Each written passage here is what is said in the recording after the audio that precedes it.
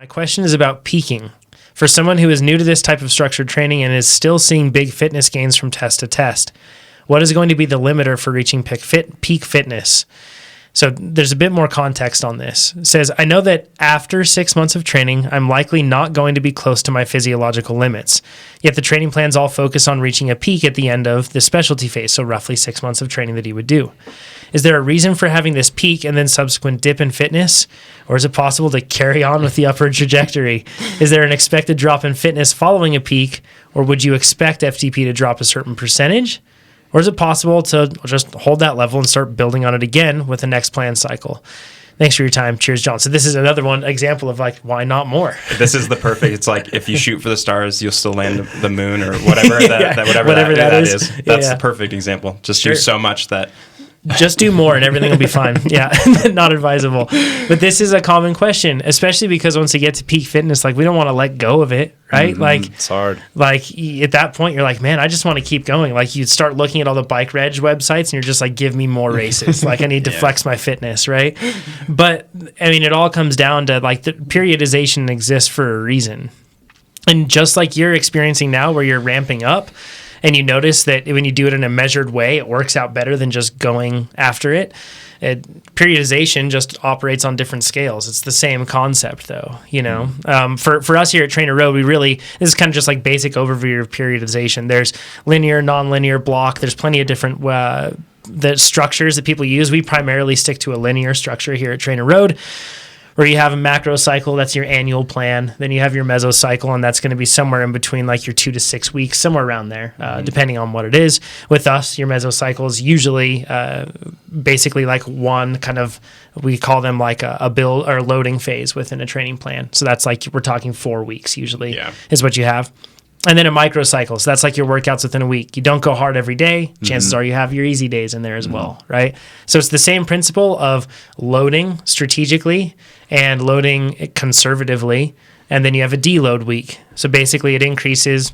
Usually they advise somewhere around 5 to 10%.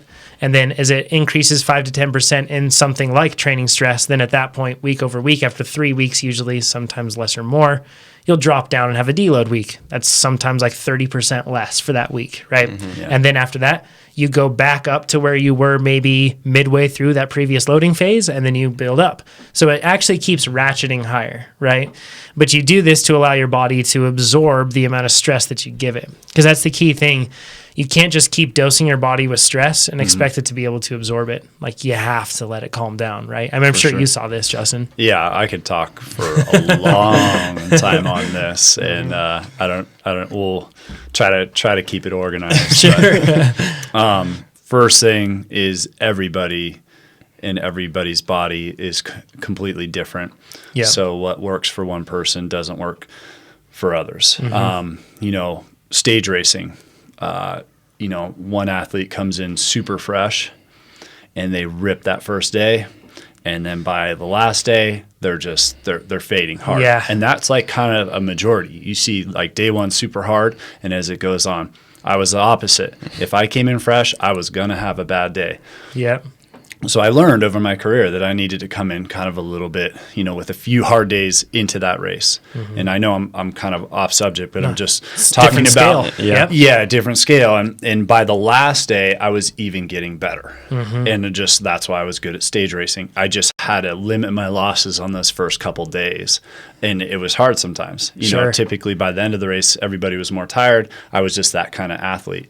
When you're talking about peaking, in your mesocycle, right? Your short cycles.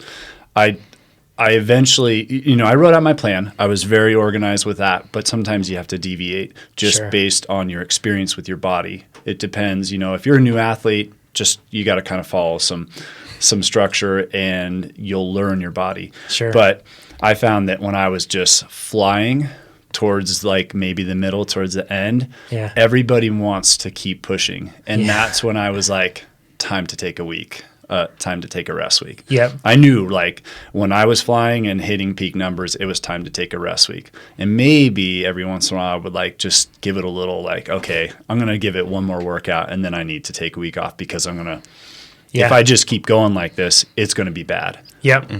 overtrain, and then you're off. Your whole 2 to 3 months could be ruined. You step back 6 mesocycles, right? Yeah, like it's tough. You really hurt it. And then so you take that rest week. And for me, when I came back, I couldn't come anywhere close. So I'd rest, and then I'd come back that next week of training, and I had to set myself up for like, don't try to come anywhere close to what you think you can do right now, because your body is just not going to appreciate it. Yeah. And it was just the first couple weeks coming back from that rest week were always tough. Yeah. So that's how I learned how to time my peaks. Is you just got to be kind of in tune with how your body performs, testing and whatnot. And sometimes you peak for a race and maybe you miss it a little bit, but by the time you finish that race, you're like, you got some seriously good fitness. So always maybe secretly have something that you can spot just after. It's your fallback plan. Just a little fallback plan, just to go out and go make yourself feel good about, all the work that was, but then quickly get into your plan of making sure you're putting rest into your schedule. And everybody thinks that they can train more. And I saw it.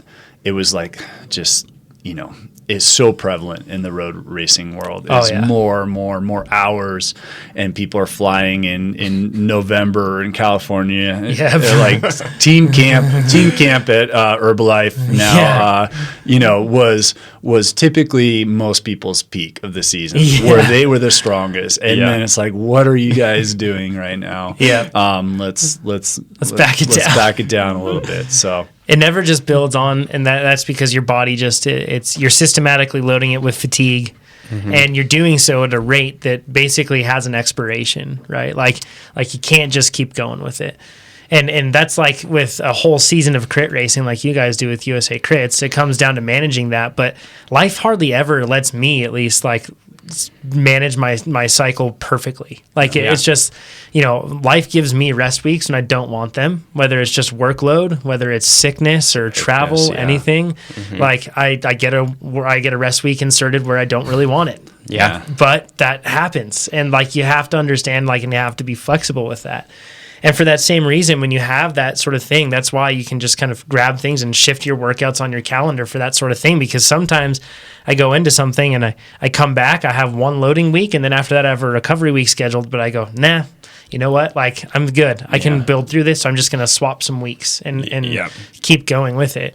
It's all about, basically you have to balance between listening to your body, but then also understanding that certain principles, just no matter what your body's telling you right now, it can't keep going, right? Like, so you have to run the balance of those two things. But when in doubt, stick to the rules of basically knowing that if I go over this, it's going to be too hard to come back from. Right, Pete? Yeah, and I would say, man, you are really banking, 1 or 2 extra workouts or even a week of extra workouts, that could really destroy like the next month or two. So when you're worried that you might be doing too much, you are doing too much. Yes. Pretty much is a great rule of thumb. Sure. So just back it. It feels terrible, but those rest weeks, man. Yeah, and you have to take your rest weeks seriously. I feel like if we put a ton of effort into training, and if we put that equal effort into rest, that would be great. Like, one way I try to look at it is, I have 60 to 120 minutes blocked out basically every day to train. And during those, if it's a full-on rest week, because there's a recovery week, and that's when you're still active on the bike and you're still working through, so that's what's programmed in the plans. But if you have like a full rest week, which means you're off the bike, you should be absolutely focusing, putting just as much energy as you would into training into recovering. Like, think how much faster you would be if you put in 60 to 120 minute naps into those periods. Like, how much better you would feel going into everything afterward. Go get some massage, hit some yoga classes. Yep. Yeah, exactly. Self-care, right? That's what it's about. And if you do that, it will help. And it makes it so that pros recover hard, and they do a really good job at that. And fast people in general just do that. That's one of the things that makes them fast, but it's a big thing that makes them fast. And I feel like sleep above all, if you can really focus on that, that's a big box to check. And I think maybe the last thing with this too, though, is that, you may find yourself in a spot where you're not necessarily physically fatigued, or you confuse this, but you may be psychologically fatigued too. Like, oh, sure. I'm sure you ran up against that after the chase, right? In the sense of like you built for so long, and then to basically like have it taken from you. You know what I mean? Like you took the record and everything else, and then just somebody else had an incredible day. And they take it, that's psychologically flattening. Yeah. Oh, for sure. Like, it's hard. And you can't just tell yourself that you shouldn't feel that way. Like, if you feel that way, you got to respect it, I feel like. Or else you'll just, why train, right? You'll lose your motivation and get super upset. I think the last thing is, man, if you're worried, if any of these are ringing any bells for you, like, latch onto the recovery faster. Like, you'll pay... Over the course of a season, you're going to do a lot more benefit by recovering a day or two early. Over the course of the season, you're going to be much faster overall. So don't think of you're stealing any fitness now. You're actually adhering to the plan, and step by step, come the summertime, come whenever your peak race is, you will be faster. So just do it. Hey, I'm Jonathan. And I'm Pete. And if you like this video, you should subscribe to our channel, because there's a lot more where that came from. And you can give it a thumbs up. Yeah, if there's something you didn't like, give it a thumbs down. And if you would have done something differently, let us know in the comments below. Absolutely. And if you want to become a faster cyclist, you should head over to TrainerRoad.com. It works. That's how Pete's fast. Yeah, 100%.